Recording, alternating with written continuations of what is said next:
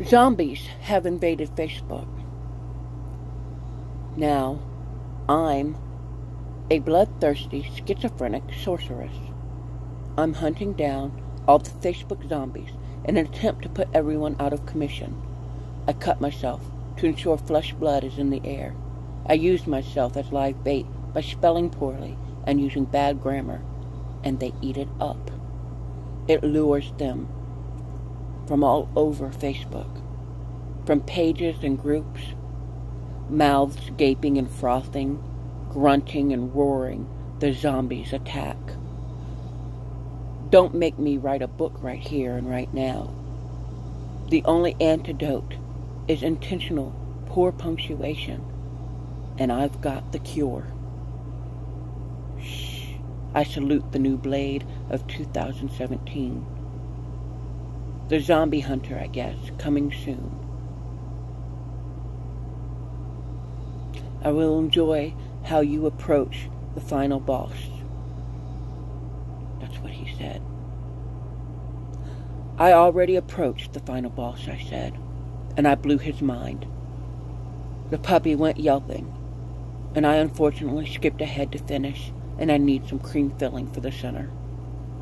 Don't worry, I gut-loaded the zombie boss with insane intelligence that left him and all of his peers stunned, literally speechless. And they never said another word,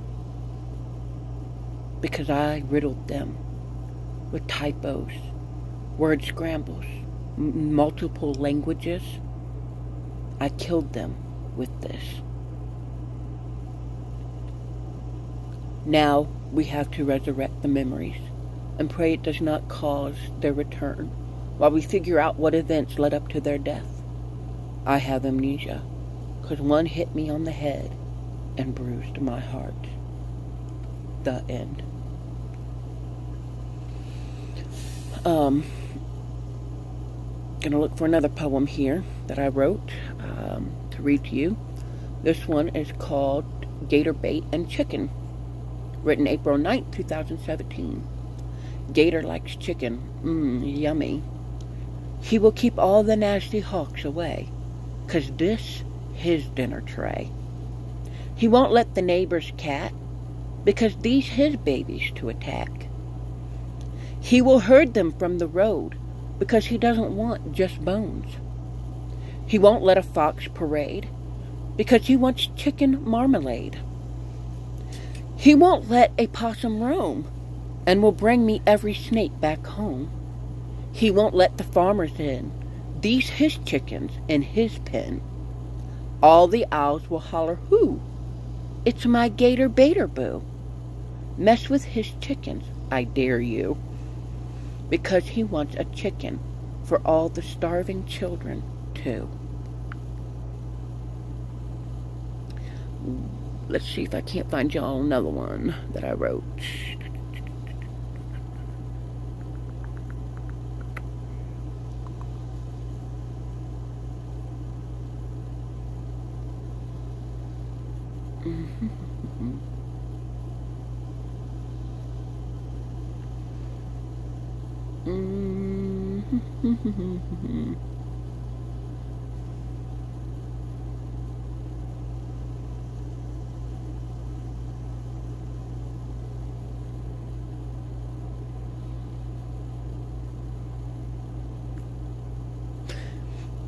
I think this is more of a story than a poem. Couldn't sleep, so I got up, got dressed, and did something I never do alone, not even during the day. It's why I'm still fat. Lack of walking partners. It's hard to get it going here. I went for a walk at 3 o'clock a.m. I was walking down the road, and this dark figure was walking towards me. I became very nervous. I unsnapped my holster, took the safety off, cocked the hammer, prepared my mace, and positioned my knife blade behind long waves on my arm, blade out. I kept walking, but acted normal. The dark figure walked across to my side of the road and blocked me. A car came up behind us. I could see a deformed octopus-looking figure with a 6-foot string of slimy goo I presume was snot. I was terrified, but did not waver. The car passed, and it was nothing but darkness and instinct between the two of us. I felt something wet licking my face, that I assumed was a tongue. As another car came up behind me, it could see the 6-foot, clear, thick, sticky goo that hung from the creature's nose, waving in front of my face and trying to taste my skin again.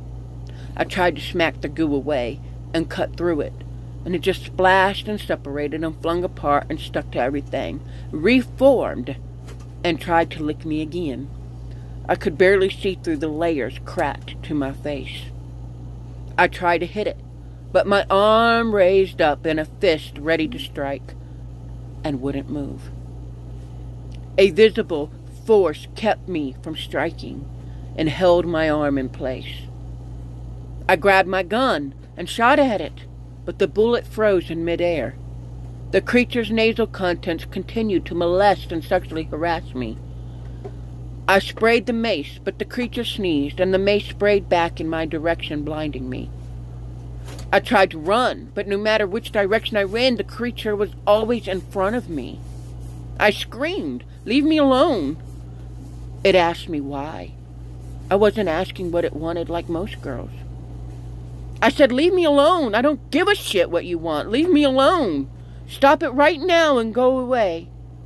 I tried to manipulate me. It tried to manipulate me into asking what it wanted and promising to give it anything if it let me live. Most girls are screaming it by now, it said. I repeated, "I don't care what you want. I'd rather you kill me than to give you what you want. You won't get it from me without a fight." The creature replied, "I want you to have my tentacle offspring. I want you to have my 12 tentacle offspring. And if you refuse, you can call me cannibal." He started dry humping my leg like a horny chihuahua. Ew. He continued to lick my face, and I could feel his nasal cavity increasing my fertility rates, and my eggs were enlarging, and it was causing me abdominal pain. His snot locked with my nasal hairs, and I screamed, "Damn it, I said stop!" And a large blow to my stomach caused me to wake up. It was my dog, licking me the whole time, and his tongue entered my nose. I had cuts and bruises on my belly. This 105-pound dog got our bedroom door open and was letting me know he needed to go out. Thank God, because the last thing I need on my medical file is that I got pregnant through nasal intercourse. Thank God, because I'm trying not to laugh. I would make a very good reader for this. Thank God, because the last thing I need in my medical file is that I got pregnant through nasal intercourse. I mean, did it again. Do it with a straight face, Maya. I mean, it would be very damaging to my marriage. I don't think my hubby would be thrilled about having an octopus baby. Now he's laughing over there, trying not to. So yeah, that's the end of that story.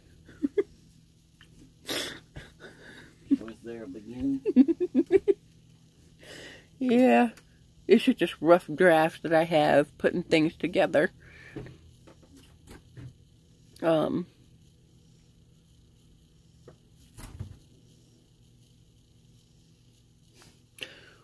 is this one? I'm the kind of person that thinks different than most people. Most people think, "Hey, I'm almost out of this drink. I need to get me a refill before we go. Hold up." Me? Still got some left. Do you think I should refill it, honey? You do? Nah, my ice is still melting. I'll just get another drink on our way after I finish this water. I'm the kind of person that thinks differently than others. Most people think, "Oh, he never does that. Wow, that's unusual. Something's wrong. I better put it, change it, turn it, the way he usually does. 'Cause he wouldn't do it this if he wouldn't like it like this." Me? Wow, he doesn't usually do that. I better not touch it. I better leave it alone. He probably did that for a reason. I'm the kind of person that thinks differently than most people. People create Facebook passwords like this: word, symbol, number, then write it on a piece of paper so they don't forget, or save it on their hackable electronic device. Me? I'm smart enough not to advertise how I create my password, nor do I write it down. However, for the sake of this story, I'll give you some advice that was given to me. Stop creating passwords like dog, pet names, husband's birthdays. I get someone else to create a word that has nothing to do with me. People by nature stick to what they know. It's instinctual. So I get someone else to give me one word. Instead of Android, should they give me the word Android, I'll do Android 101, $, %, and hashtag. Think about art and get abstract. Another way you could do Android if they give you the word Android is @ NDROIDFU, frowny face, KIT1934. The visual symbols trigger your memory so you don't need to write it down. I promise this is not what I do. I'm 10 times more advanced than this. I promise. Here's another way for you to create a password. Delta Orange Gringo, a.k.a. also known as Dog. Delta Orange Gringo. Indigo Lola Oliver Victor E.J. Misty Yilda Casey Abe and Tommy, a.k.a. I love my cat, also known as I love my cat. Or try 2945 growing sucks by doing 2945 is wart on my keyboard. Or try 67074 at H043.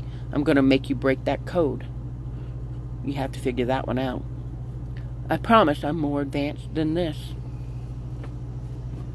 Last step. After creating your new artistic password, study it for a long time. Study it until you remember it and can write it down perfectly anywhere, anytime, under stress. Don't change it until you get it remembered. Then start working on a second one. Just in case someone does hack the first, you want to remember one in advance so you can switch on a dime. Always use the same password for most accounts. Only use a different one for important things like banking. Me personally, if it's important enough that I need to use a different password, I won't be doing it online to start with.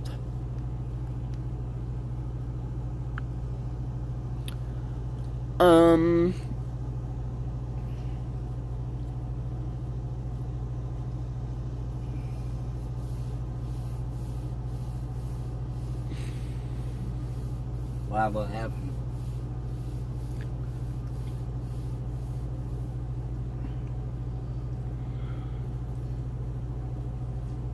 Oh, here's some good poets. Okay.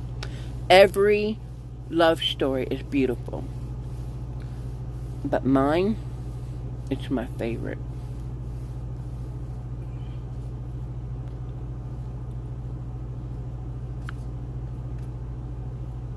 And it's not letting me load it. Of course not.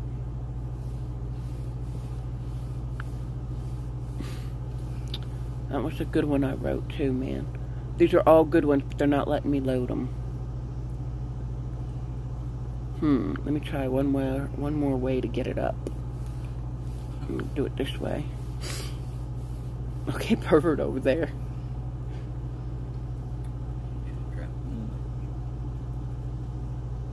Okay, this one's called Will You Be My Valentine, written by me, author Misty Jacobs, on February 2015. When you wake up Valentine's morning, this will be on your pillow. I wanted something out of the ordinary, but was left with this extraordinary idea. High in protein, high in fiber, nice and juicy, rat-packed flavor, full of fur and jagged teeth, gnashing fresh on the label. It came to mind when I saw you nibbling so gluttonly on a cocoa rose. This is what I give my snake, 'cause I love him so, so much. That's when I realized I shouldn't give him something I wouldn't give you. Did I love you just as much? Here you go. Not a dozen, not wrapped in minty fresh or decorated with baby's breath, not livened up with fruitiness or hazelnuts and caramel and the usual junk you get. Just one plain and simple, frozen thawed to put some meat on your thighs, to tell you I love you and will you be my Valentine. Do you know what it is, John? Yeah. Titled The Stalker. I'm not thinking you dumb, I am. I keep looking at myself in the mirror. I really like what I see. I see two people in the bathroom. It makes it feel less lonely. I keep looking at the hot chick. She keeps looking back at me. And all of a sudden she speaks and says, "Goodbye, you're too clingy. I need someone who doesn't need me. You, my friend, are too clingy. So goodbye, I'm leaving." So I left myself standing in the mirror there, walked myself right out of my underwear, talked myself right out of the only friend that cared, all because I'm a loner who needs some fresh air. Walked myself into a tub after letting down my hair, had myself a bubble bath. She just watched and stared. I felt a little awkward, though I couldn't see her from the shower. I still knew she was right there. That sexy chick, that clingy chick, stalked me naked for an hour. I couldn't see her from that angle, but I know her oh so well. She's that one that never leaves me alone. I get no time by myself. I always envied every person who gets to walk away. That darn stalker. You can't talk to her. I'm stuck with her each day. There's no escape, okay? Reflection. Brow plucking. The crisp plucking sound your skin makes when the eyebrow hair is pulled over so painfully. Plop! The salty tear runs down your wrinkled eyelids, down, and drips off your chin to the countertop. Plop! The tender swollenness of the flesh around your eyebrow line. Ouch! With every pluck. Plop, plop! The nostril running, tingling in your sinus socket. Your eye cries silently. Plop, plop! You let out a sneeze. Sniffle relentlessly. Pluck it, tweeze it, and realize your nose also needs it.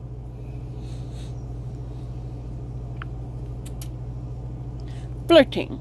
Wow, think I made a self-discovery. I like to flirt, not because I like someone or have any real intentions of following through, but because it's fun. I like to flirt because I'm not threatened by the person I'm flirting with. I have no attraction to them. It's just fun to flirt.